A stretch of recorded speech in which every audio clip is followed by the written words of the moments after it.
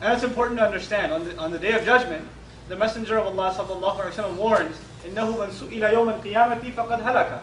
Whoever gets asked even once has been destroyed. If your interrogation begins, if one question gets asked, you're done. On the one hand, there are people of hisab and yasira. Their audit is supposed to be easy. Let me tell you what an easy audit looks like. All of you were pretty much at some point in elementary school, I think. And you know the teacher is checking everybody's homework assignment, right? You come up, especially back in Pakistan, right? You bring your copy, and you put it in front of the teacher, right? You put the thing in front of the teacher puts a check mark on it, next. And most of the time teachers don't even look at the page.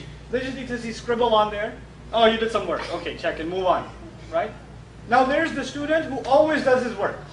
He always does his work. He presents his work to the teacher doesn't even look at it, he says, I know about you, you just go.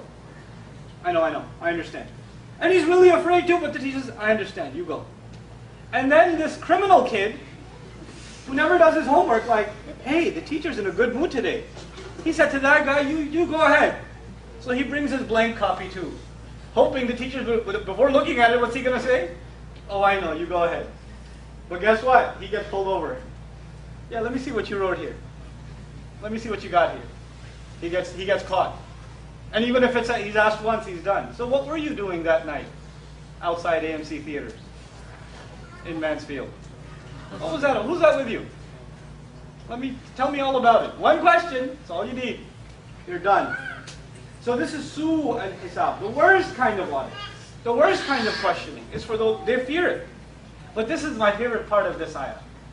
وَالَّذِينَ صَبَرُوا ابْتِغَاءَ وَجْهِ رَبِّهِمْ وَأَقَامُوا الصَّلَاةَ. And those who remained patient in pursuit of the face of their master. You know what that means? All of us, in some point in life, we go through a hard time and we're supposed to be patient. All of us, there's no exception. Whether your test of patience comes to you from your wife, or your husband, or your parents, or your children, or your job, or your friends, or all of them at the same time, or your money, or your career, or your immigration status, or your car trouble, whatever it may be, your patience is tested. It's tested in little ways and big ways all the time. And when your patience is being tested, you know what makes you get through it? You say only a couple more days and it'll be all right. I see a light at the end of the tunnel. I used to tell myself when I was a kid, I go to the dentist and you start hearing the you know? You hear that and it's supposed to get closer and the pain starts, you tell yourself 30 more seconds, it'll be so over. You know? You have to tell yourself it's going to be over. Something ahead, good lies ahead, and that helps you get through your troubles. If you see no end in sight, you become completely hopeless. You basically kill yourself. Psychologically, you kill yourself. Allah says the real people of patience, you know what light at the end of the tunnel is there for them? They're going to get to see Allah. They're going to see the face of Allah. They're in pursuit of Allah's face. That's what gives them patience. That's what drives their power to be patient.